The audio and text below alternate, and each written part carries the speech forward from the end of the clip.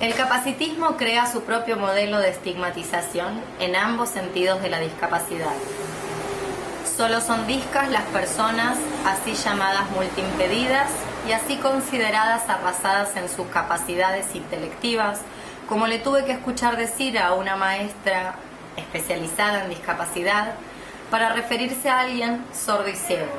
Por ende, si te podés mover, si no estás en silla de ruedas y si no fingís cierta imbecilidad, no sos disca, invisibilizando toda una serie de factores con sus requerimientos específicos que no son ostensibles a primera vista. La pregunta del millón de mutantes y orgullosas es: ¿qué tenés? ¿Qué tenés? Bueno, porque no parece que tuvieras nada. No tengo nada. Para los médicos no tengo nada. Está todo en mi cabeza. Bueno, ¿ya te dijeron está todo en tu cabeza? Sí, algunos sí, otros no. Bien. Afortunadamente encontré médicos que me dijeron que no está todo en mi cabeza, cosa que estuvo muy buena, pero bueno, el diagnóstico es encefalomielitis miálgica, síndrome de fatiga crónica. O sea, el nombre técnico es ese. Sí, se llama síndrome de fatiga crónica, pero cuando dices síndrome de fatiga crónica suena que tienes flojera de vivir. Entonces, ahí, digamos, en la lucha de todos los que tenemos esta condición, parte es visibilizar que tiene un nombre técnico, porque para la ciencia, si no hay un nombre técnico, no existe. Entonces, si bien nosotros no nos importa si se llama síndrome de fatiga crónica, flojera de vivir o me duele todo el tiempo, es importante como reconocimiento, saber el reconocimiento como enfermedad, porque eso te permite acceder a ciertas cosas que se consideran dentro de las discapacidades. El síndrome de fatiga crónica es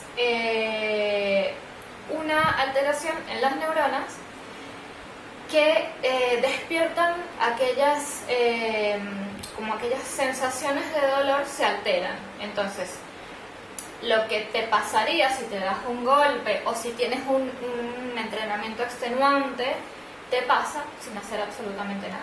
Entonces, claro, tienes como una alteración en la percepción de la actividad, ¿sí?, de tu cuerpo.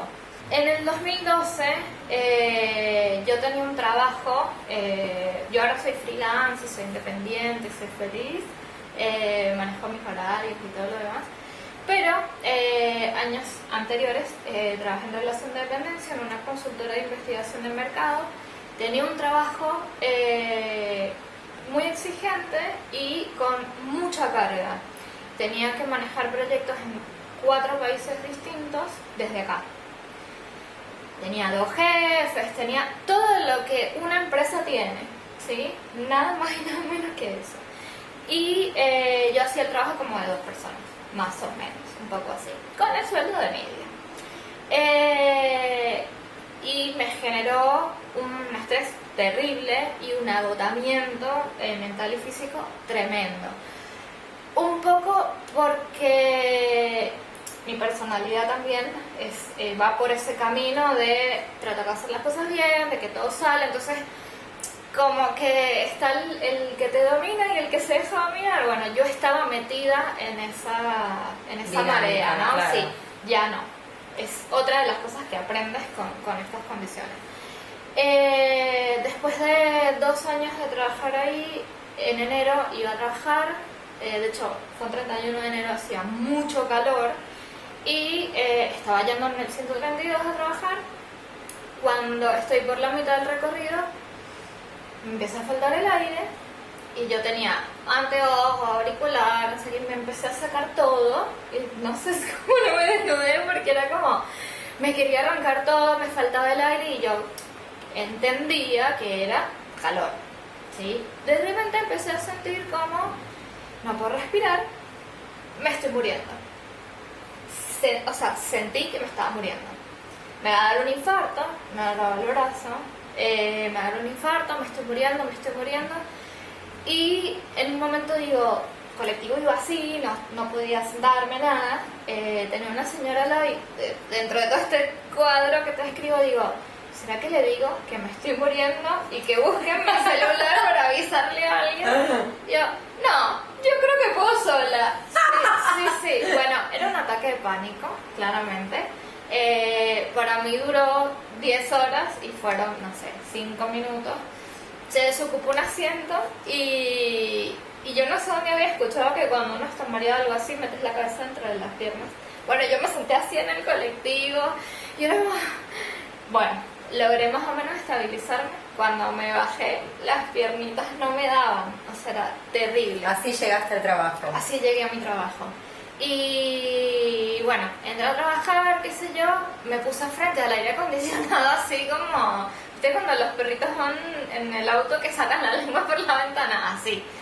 Y todo el mundo, o sea, en la oficina como que me miran, ¿qué te pasa? Yo no sé, un golpe de calor, qué sé yo. Y llamamos a un médico que fue a la oficina y uno de mis jefes me dice, me ve sentada así, me dice, ¿qué te pasó? Yo estaba como en la recepción del lugar y le explico. Me dice, eso es un ataque de pánico. Y digo, no, hacer un ataque de pánico si yo no tengo, o sea, aquel, no. ¿De qué? ¿De qué? Si yo puedo con todo, si soy súper mujer, ¿qué onda? Es como ataque de pánico. Me dice, cuando venga el médico vas a darte cuenta, pero es un ataque de pánico. Tranquila, o sea, como que no pasa nada. Vale. Vino el médico, eso es un ataque de pánico, y me dijo, bueno, tomate esto, que era un clonazepam, y anda a tu casa, era viernes. Hacer reposo. Hacer reposo, duerme, qué sé yo, bien. Y me dijo, si te vuelve a pasar, contacta a un psicólogo, psiquiatra o lo que te parezca, como para que lo hables, digamos. Si es un episodio aislado, bueno, pero si te vuelve a pasar, bueno, ese fin de semana yo vine para mi casa, me vine en taxi, me acosté a dormir. Claro, tenía como todo alterado, porque como iba a tener yo un ataque de pánico, ¿de qué me estás hablando? Si yo toda mi vida salí adelante, no importa la situación difícil o fácil, para adelante, o sea, no implica que si tenía miedo o no, pero siempre fui de ir para adelante. Entonces, como... Bueno, después entendí que precisamente por siempre ir para adelante, sin freno y sin un poco de consideración, de autoconsideración con mi cuerpo, mi mente y mi persona, eso me generó ataques de pánico, agotamiento. Hay casos en que los síntomas desaparecen durante algún tiempo, quizás algunos días o semanas, pero la enfermedad suele ser crónica y recurrente, muy fluctuante en los síntomas variados y alternantes, y apenas un 5% de los enfermos se recupera completamente. El sábado me fui al supermercado, estaba en la cola para pagar y me agarró otro ataque de pánico y estuve a punto de dejar todo ahí y me voy a mi casa y dije, no, yo compro mi comida y después que me agarro en mi casa. Hasta ahí hubo resistencia, como que yo no aflojaba. El lunes me sentí mal en la mañana, estaba muy agobiada, me sentía angustiada. ¿Fuiste a trabajar? No, llamé al trabajo y dije que me sentía mal, llamé a médico a domicilio y me tocó un señor grande, muy divino, muy amable, que cuando le dije lo que me pasaba me dijo, no, pero ¿cómo puede ser si a las niñas bonitas no les pasa eso? Encima tú eres jovencita. Yo no te puedo dar nada ni decir nada, porque la verdad es que yo te veo bien. Y ahí el yo te veo bien empezó, ¿sí? Bueno, yo al señor le dije, bueno, gracias, todo bien, cerré la puerta, y dije, bueno, pérdida de tiempo, listo, ya está. Y, ¿no te dio ni días de reposo que te tomaras del trabajo? No, nada, me dijo, es que no sé qué decirte porque yo no sé, estás cansada, estás estresada, no sé. Y no, solo me dijo eso, que a las chicas bonitas no le pasaban estas cosas. Quedo por fin encasillado en un síndrome donde cabe todo lo inexplicable. La vida se me hace digna de ser vivida solamente desde el orgullo de estar enfermo. No pagaré el precio de la paz, aunque no escondo lo insoportable que esto puede ser. Bueno, en fin, busqué la cartilla, en ese momento tenía obra social, busqué la cartilla y decía centro de psicoterapia y psiquiatría, no sé qué, pum, llamé y dije, mira, me pasa esto, necesito un médico urgente, y me dijeron, en media hora, si estás acá, te atendemos, listo. fui, estamos ahora en Almagro, era en Belgrano, me agarré un taxi, pum, no podía parar de llorar. O sea, ya una vez que me atendieron el teléfono y que igual el fin de semana también, era como una lucha interna, ¿no? Y cuando me dijeron sí, vente, que sentí como que bueno, alguien por lo menos me va a atender, no pude parar de llorar. Me atendió un psiquiatra, me preguntó un poco, una breve historia, un breve recorrido de no sé cuántos años tenía, en qué trabajaba, cómo había sido mi vida, muy general, y me dijo, mira, yo te voy a dar una medicación, pero necesitas, o sea, yo te voy a atender como guardia, o sea, como hoy. Necesitamos hacerte terapia... Un seguimiento. Claro. ¿Y qué te dio de medicación? Escitalopram y clonazepam. Entonces me dijo, vamos a hacer una terapia combinada entre cognitivo-conductual y un psiquiatra. ¿Cuántos miligramos de escitalopram? En ese momento eran 10, eran 5 para empezar y después son 3 días de 5 y después tomas 10. ¿Lo seguís tomando? Sí, pero esa es parte, esa es otra etapa. Sí, lo sigo tomando, pero tomo 10 por la noche. Ok. ¿Y el clona? No. ¿Y el clona no? No. Lo tuve mucho tiempo y hubo épocas en donde lo tenía en la cartera solo por seguridad mental, ponele, porque ni siquiera me lo tomaba. Pero era como, bueno, si me da un ataque de pánico, acá está, me lo tomo y ya está. Entonces el síntoma primario Fue es, ese. pero el síntoma esencial de esto que le estamos diciendo fatiga crónica, ¿es el ataque de pánico o es el cansancio, el dolor, el malestar general? Se parece un poco a vivir en esta cultura, ¿no? Sí, sí, es el malestar de la cultura. Sí, sí, en realidad los síntomas que tiene, yo separo las dos cosas, pero todo ha sido un recorrido, ¿sí?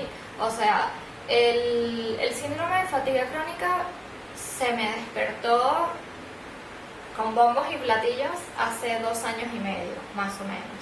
Y esto es viene un poco antes. Claro. Total que bueno, para resumir, empiezo mi terapia cognitivo-conductual con una psicóloga genial, la verdad es que ¿Cómo increíble, María de los Ángeles. Ella, nunca me sentí tan cómoda. Antes de eso yo hice psicoanálisis unos cuantos años y era totalmente distinto. De hecho, a mi psicoanalista cuando le llegué con este cuadro, no sé qué, me dijo, bueno, vamos a indagar en esto. Y vamos le dije, a hablar no, de papá. Yo no puedo indagar en esto porque yo tengo que ir a trabajar. Yo necesito resolverlo. Yo no tengo problema en indagar, pero resolvámoslo, porque no puedo estar 10 años hablando de mi ataque de pánico porque yo necesito trabajar para pagarte a ti, entre otras cosas. Entonces me dijo que yo no quería trabajar en mí y que quería que otro trabajara por mí. Le dije, sí, efectivamente, estoy cansada de hacer todo sola.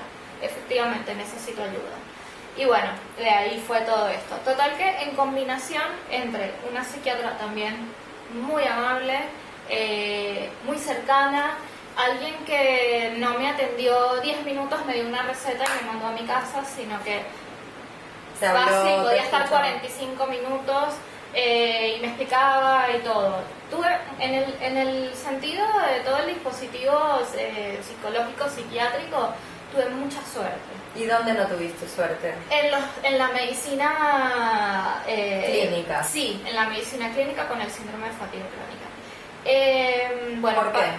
Porque como es una enfermedad que no está todavía bien claro de a dónde, ni de dónde viene ni a dónde va, ¿sí?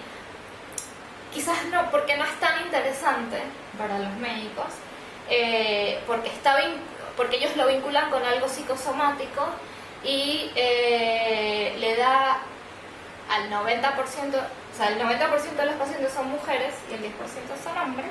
Ahí vamos viendo también otros pequeños detalles. El 0.5% de la población mundial lo padece, aproximadamente son las cifras que hay ahora, y se ve como una debilidad femenina. Sí, y psicológica. O sea, Qué lindo, que es como una mente débil por ser mujer, es como Sí. la mente débil de la mujer. Sí, sí, llama mucho la atención. ¿O no? Sí. Bueno, no. No, Pero pará, o sea, la mayor parte son mujeres y Sí. supongo que también... en esta edad además, o sea, ¿Qué en edad una edad tenés? entre los 25 y los 45 años es que te da. Yo tengo 34. Bien. ¿Y suponés que también por eso puede ser que esté menos estudiada? Sí, seguramente. Sí, Me lo seguramente. suponía. Sí, seguramente. El perfil del paciente, sí, como lo denominan, o de la paciente, porque somos mayoría en este caso, solo en este caso, son personas autoexigidas, personas con una personalidad muy fuerte, todas mis características.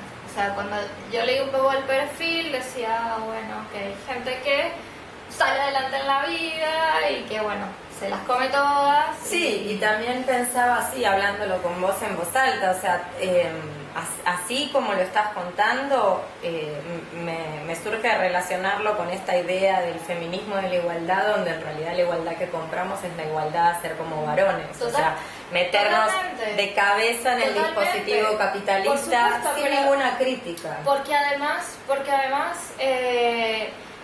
si quieres reconocimiento, ¿sí?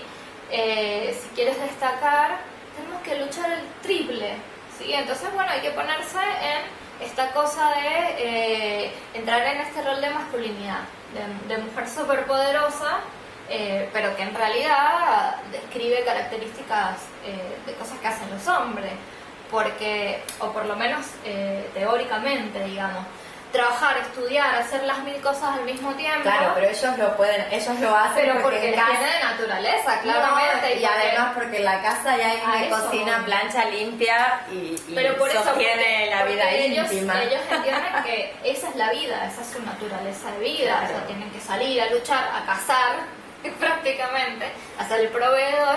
Bueno, yo tomé como esa bandera de masculinidad. Pero en tu casa de mi no cuerpo había... de mujer, Y en sí. tu casa no había quien hiciera la No, y comida. acá sola, claramente no. Normalmente los pacientes visitan múltiples especialistas, terapeutas alternativos. Prueban todo tipo de medicamentos, remedios, suplementos, hierbas, vitaminas, modifican su dieta, viajan maltrechos a visitar otros médicos y terapeutas lejanos de los que les han hablado. Gastan mucho dinero en todo ello y suelen obtener poco rendimiento, pues apenas logran mejorías significativas, con algunas excepciones. Terminó el periodo de la medicación, del tratamiento, qué sé yo, me dan de alta, la semana la llamé a la psiquiatra llorando y diciéndole, no, yo no puedo dejar de llorar, no me puedo levantar, no puedo nada. Bueno, para resumirlo, me vi con ella de nuevo como 6 meses, con la misma medicación de nuevo, y conocí a mi exnovio y estaba súper contenta. Conseguí trabajo, porque del trabajo anterior me echaron. Claro, una vez que terminé el reposo, que ya me podía reincorporar, me reincorporé y llegué y preguntaba, ¿no? Como, bueno, ¿qué tengo que hacer? No, tranquila, tú tranquila, relajada. Y yo, qué raro, relajado acá. Me llamaron al mediodía con recursos humanos y bueno, me dijeron, bueno, me parece que lo mejor para ti y para nosotros es que no trabajemos más juntos. Y yo sí se lo agradezco, gracias. Y bueno, pero fueron 6 meses de licencia y 6 meses de desempleo. Así fue en mi 2012. Cuando casi me estaba quedando sin plata para vivir, conseguí otro trabajo. Entonces, claro, las cosas, digamos, funcionales de la vida iban andando. Conseguí trabajo, me puse en pareja, me iba súper bien, estaba súper contenta. Y un día dije, yo no voy a tomar más esta medicina porque estoy re bien y estos venenos, no más. Error total. Uno puede ser muy crítica con los dispositivos de control, con la medicación, con los psiquiatras, con todo ese aparato.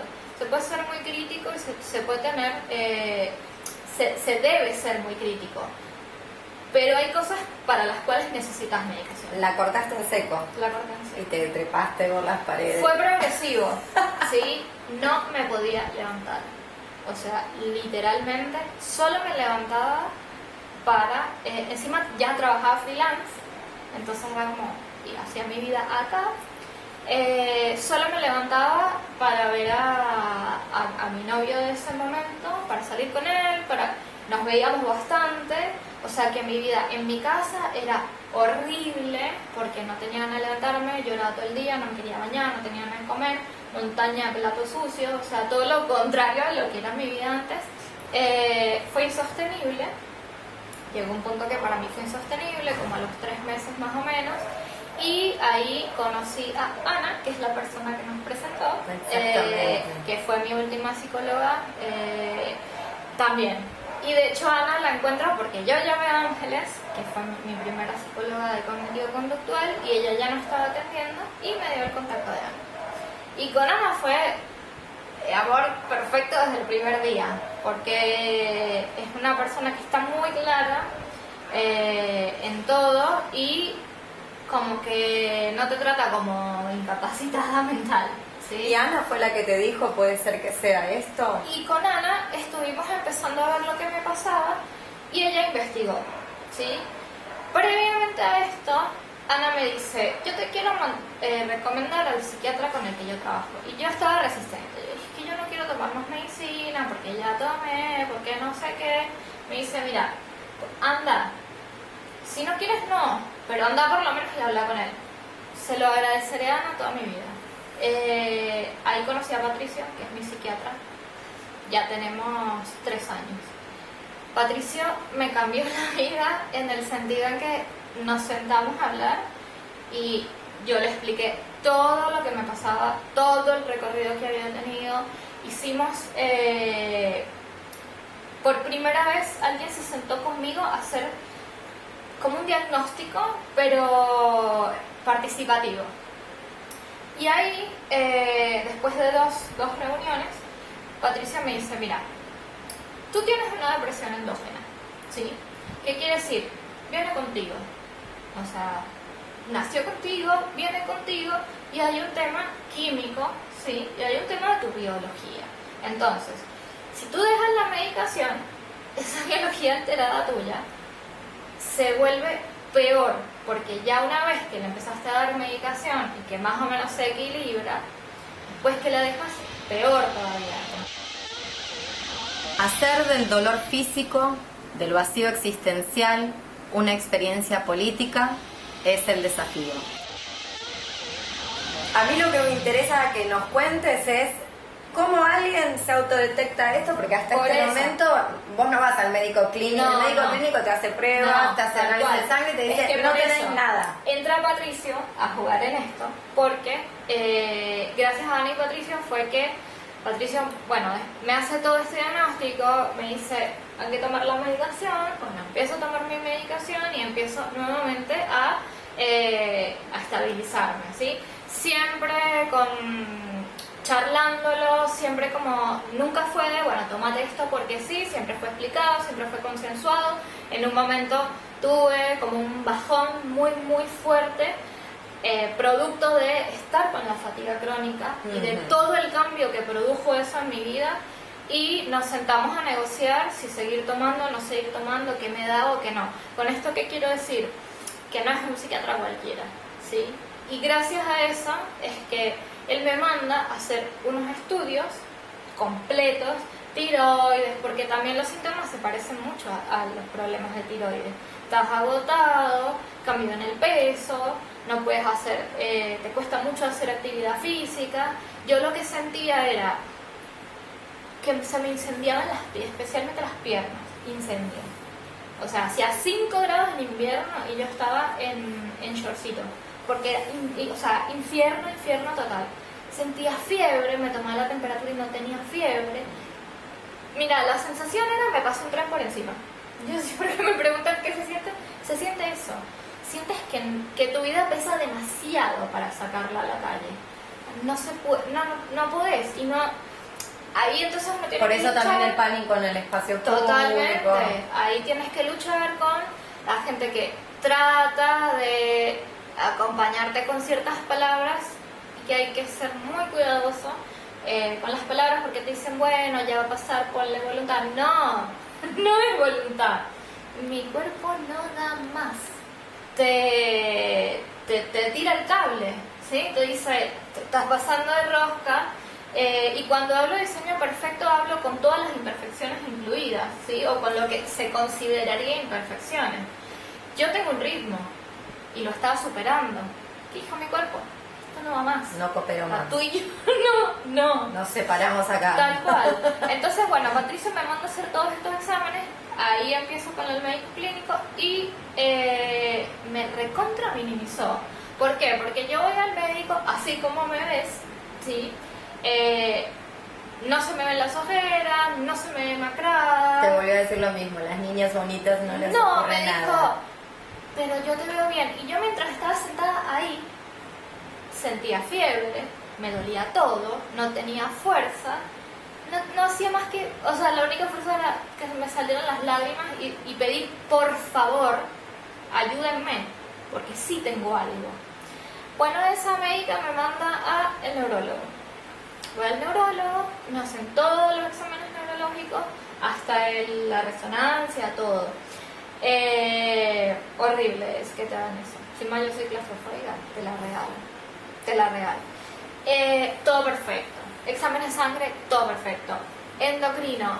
La endocrina me revisó el coso y me dice, ay, pero los valores están bien. Le digo, sí, pero podrías por favor hacerme más exámenes. Como que si tienes que, en realidad tienes que ir a rogar que te ayuden a descubrir qué tenés. ¿Y cuál es el problema? ¿Que no tienen el instrumental?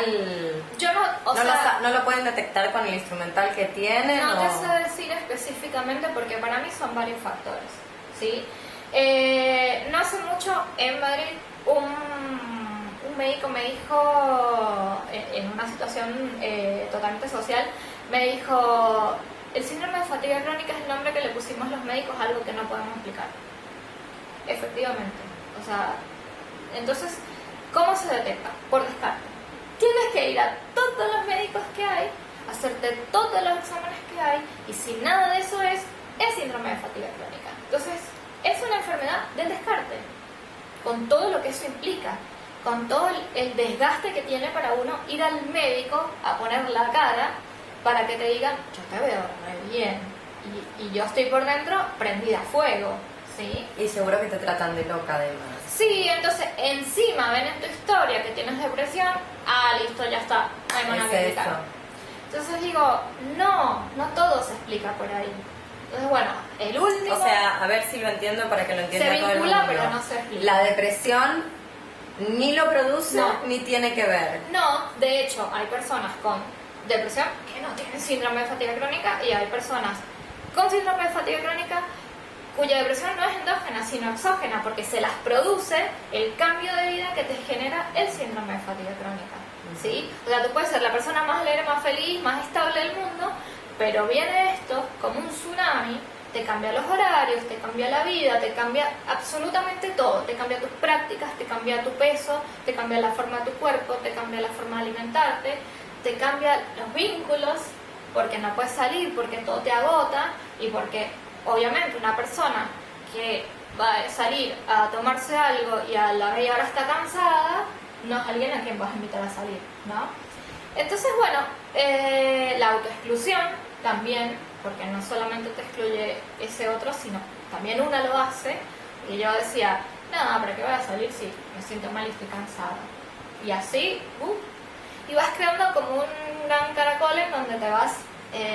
metiendo cada vez más, entonces claro, ahí sí se produce toda esta cuestión dialéctica entre la depresión y la fatiga crónica, pero no es una cosa general a otra. Entiendo. Suele vincularse una vez que ya tienes el cuadro.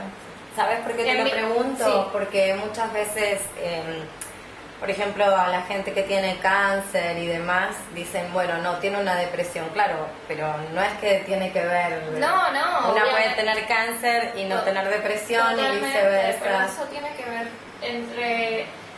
hay obviamente un vínculo claro entre la biología, la psicología, la personalidad y un montón de cosas que determinan cómo una se enfrenta a las cosas y a través de qué dispositivo te manejas en la vida. Entonces, bueno, eso también determina cómo son tus reacciones y cómo es tu adaptación. A mí me costó un montón, ¿sí? Una vez que termina el último médico que me ve, que es el reumatólogo, yo estaba sentada y eran todas señoras grandes, pobres, con las piernas así. Yo decía, pobre señora, todas como las veía y me dolía, y yo. Entonces, claro, el tipo viene a atender a todas estas señoras que están como con mucho dolor, que es visible, y me ve a mí, y yo le empiezo a contar. Además, se va haciendo cada vez más desesperante, vas creyendo menos en que alguien te va a decir, bueno, sí, ya sé qué es lo que te pasa. Y sin embargo, cuando te sientas en esa silla, se te sale toda la sensibilidad, ¿no? Y el tipo me dice, bueno, sí, mira, sí, es efectivamente un síndrome de fatiga crónica, ahí me dijo, está emparentado con la fibromialgia.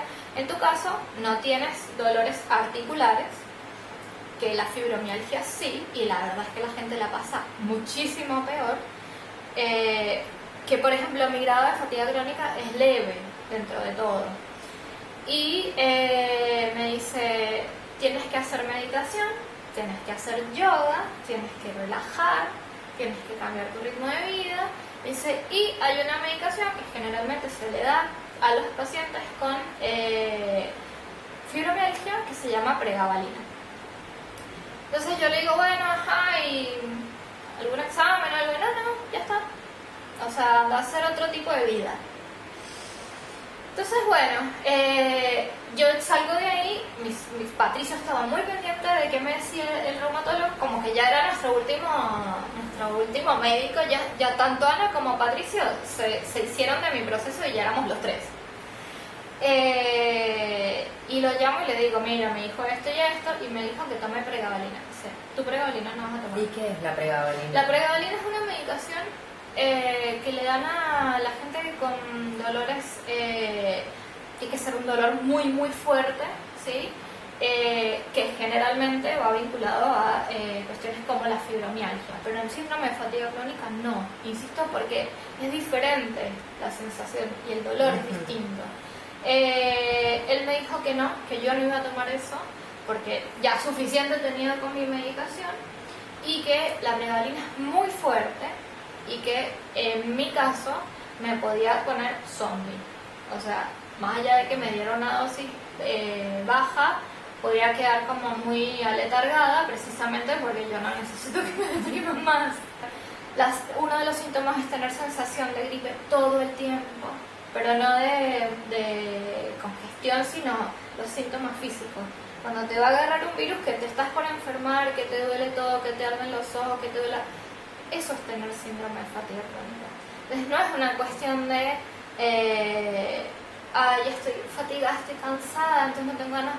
Es que de verdad que no te da el cuerpo. ¿Y ahora cómo son los ritmos? Ahora, hace bastante que no me agarra, bastante es 2 meses. Yo tuve un viaje en septiembre, me fui a visitar familia a Europa y me fui a la boda de mi mejor amiga. ¿Sabes? El terror que le tenía yo a ese viaje, toda la emoción, ¿sí? Porque encima laburé todo un año para pagarme mi viaje y tenía mucho miedo, porque el avión, las escalas, todo lo que implica estar tuve muy poquitos días en distintos lugares para poder ver la mayor cantidad de familia posible. Tenía terror, yo decía, no voy a llegar, o sea, voy a estar todo el tiempo con la fiebre, con el cansancio, con no sé qué. Y el viaje fue lo mejor que me pasó en mi vida, porque hice cosas que para mí en el año pasado, por ejemplo, eran impensables. Me subí con 2 maletas gigantes al tren en Italia. La gente veía como, pobre está, mire, yo subía mis maletas y bajaba. Como recuperaste tu fuerza física. Yo sentía que era yo, otra vez, sí. fui, moví esto, lo otro. Me sentí mal en Madrid, un día me descansé y después para adelante, y después al final del viaje en Asturias me sentí mal, pero ahí sí era gripe, de verdad. Ahí sí tenía fiebre y todo, no sé qué. Y sin embargo, eran tan poquitos días en cada lugar que no me quedé en cama. Dije, bueno, si me reviento en Buenos Aires. No me importa, vuelvo a la cama, total, ya estoy que es lo que una hace cuando viaja. Totalmente. Y lo hablaba con el esposo de mi tía en Asturias, me decía, le contaba un poco esto y me decía, ¿has considerado que cuando vuelvas a Buenos Aires te puede dar una recaída? Le digo, por supuesto, porque todo lo que hice durante estos 15 días todo el para mí era cansancio. impensable. Me dice, ¿y qué piensas respecto a eso? Y tendré mi recaída, me tomaré mi té y me acostaré en mi cama y veremos. ¿Y qué cambiaste del 2012 para acá? Todo. Cambió mi forma de ver la vida en general, no desde un comeflorismo, como decimos nosotros en Venezuela, no desde, ay, bueno, lo positivo, no va por ahí. Me hice mucho más realista, de hecho. Dejé de luchar contra mí misma y al contrario es un proceso largo, pero bueno, estoy tratando como de, vamos, las dos juntas, cuerpo y personalidad. No voy a lugares donde no tengo ganas de ir, no hago cosas que no tengo ganas de hacer, no hago cosas por obligación.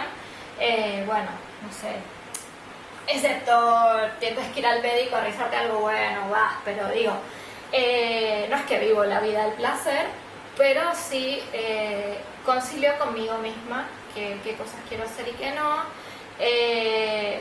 Dejé de pelearme por mantener a la gente informada de por qué me siento mal y por qué ya está, si no lo entendiste bien y si lo entendiste genial.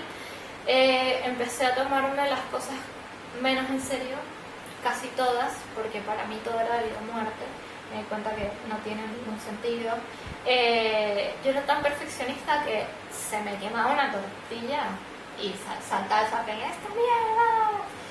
No me pasa nada, ¿entendés? Como la casa, yo todos los sábados me levantaba a limpiar y que esté todo impecable, bueno, paso la aspiradora, limpio, hago lo que se puede, y si no te gusta no hay nada en mi casa. Empecé a estudiar otras cosas, empecé a leer otras cosas. No me doblegaré y cabalgaré el corcel negro de la enfermedad hasta atravesar la noche. Escuche, doctor, yo sé muy bien qué me pasa y sé que en el fondo soy el propio culpable de mi sufrimiento. No encajo en este mundo. Siempre digo, bueno, si esto me sirve aquello, esto me sirve lo otro, si me sirve a mí, sin joder a nadie, genial.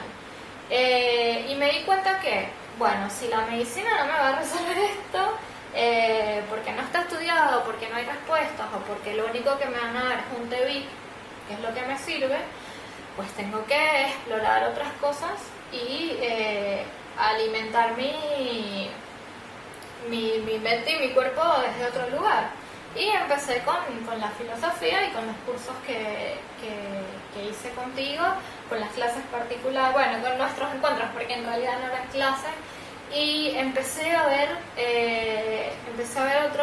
otros puntos de vista. Nunca me olvido del tema de las potencias de Spinoza. Como que siempre lo tengo muy presente porque es como, claro, y me acuerdo el ejemplo que me diste, me decías, bueno, no es lo mismo un caballo de carreras que un caballo de paseo o algo así, o un pony, no me acuerdo, pero fue algo así. Sí. No le puedes exigir al pony que haga lo mismo. Bueno, yo era un pony haciendo lo que hace un caballo de carrera, tal cual. Y ahí me di cuenta y le saqué esa cosa de culpa y víctima a lo que me pasa, y empecé a verlo de otro lugar. Ojo, no digo que no lloro, no digo que no me frustro, no digo que puteo, todo eso me pasa, ¿sí? Pero me pasa desde otro lugar y me dura menos también, como que eso no me impide hacer mi vida. Estoy enfermo porque me da la gana. ¿Y el cansancio físico? El cansancio físico ha mejorado muchísimo. De hecho, ya voy a empezar el gimnasio de nuevo. Yo antes de todo esto iba al gimnasio todos los días, entrenaba un montón. Me gusta, me encanta el ejercicio físico. Como que, además, no es de esos que, bueno, voy al gimnasio porque. No, iba al gimnasio porque me encanta descargar y transpirar y el peso, me encanta. No lo podía hacer. En ese momento, antes del diagnóstico, iba al gimnasio el lunes y el martes a la noche ya estaba en cama. No lo podía entender. Decía, pero no puedo tener gripe cada 3 días. Claro. O sea, que no tenía sentido. Entonces, bueno, dejé de entrenar. Obviamente, dejar de entrenar te cambió un montón todo. El metabolismo, te baja las defensas, te modifica todo. Más el síndrome de fatiga crónica, que también tiene un efecto en el inmunológico súper fuerte. Entonces terminas estás muy expuesto a todo. Traté de volver al gimnasio 2 veces durante todo este periodo, no podía. Por más que lo intentaba y me frustraba un montón, como que... Y ahora vuelvo, ahora la semana que viene voy a empezar. Vas a hacer tu tercer intento. Sí, pero ya distinto, porque claro, yo volvía pensando que iba a tener el mismo entrenamiento que tenía en otro momento, y en este caso ya me estoy armando como algo más tranquilo, decir, bueno, vamos a empezar a ver hasta dónde llego. Este tipo de condiciones lo que hace es que te retrae mucho, entonces ya no sabes realmente cuál es tu límite. Quizás tu límite está un poquito más allá, pero como te da miedo, entonces mejor me quedo acá y me resguardo para no tener recaídas. Te hago una última pregunta, Sí.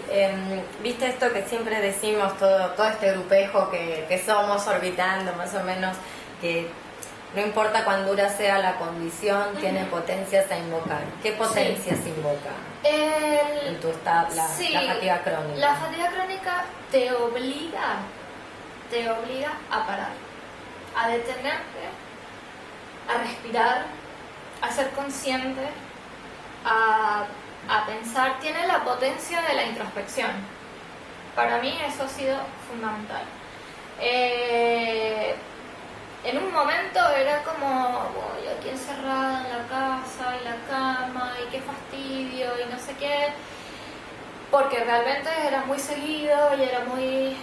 Pero cuando vas aflojando de a poco, tienen la potencia de soltar aquella figura que pensabas que era, con determinadas características, con un nivel de autoexigencia altísimo, con unas expectativas que realmente no son las tuyas, porque ahí me di cuenta también de un montón de cosas que yo tenía. Esa expectativa de tener un doctorado a los 30, chao, fue. O sea, sí, ¿de quién era? No, era de esa persona que ya no soy ahora. Para mí todo esto fue un proceso de crecer en realidad. He sido muchas personas a lo largo de este tiempo, siempre yo, pero con distintas capas. Pensaba en esto que decías en el frontispicio del oráculo de Apolo en Delfos. La frase con la que vos ingresás es Gnosis autón, conócete a ti mismo. Y cuando salís por la puerta de atrás es Medea Gan, nada en exceso. Exactamente. Entonces, saber que una es una mortal, sí. Finalmente, que sí. no es una divinidad, que sí. hay una diferencia entre los seres sí. divinos, los seres celestiales y los seres mortales. Y mantener una cierta mesura, el famoso caute de Spinoza. Sí, totalmente. La revolución vendrá de la mano de las frágiles sintientes, cuya salud tan vulnerable tiene la potencia de fomentar una mejor escucha con lo existente y con la vida. Caso contrario, simplemente será publicidad para conseguir una mejor posición social o porno inspiracional.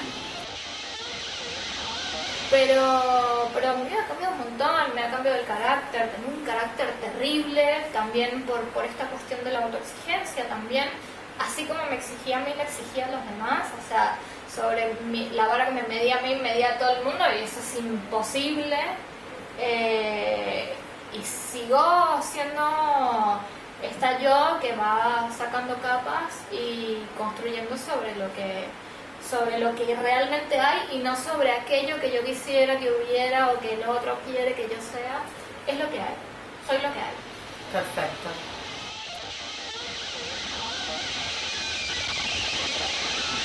La gran salud no es más que la alianza entre salud y enfermedad, si bien desde la hegemonía de la enfermedad. La gran salud se confunde, pues, con la enfermedad, pero una enfermedad cuyo origen no es la impotencia, sino el exceso de vida. La salud, la verdadera salud, requiere asumir la enfermedad, dominarla y convertirla en un estímulo para vivir.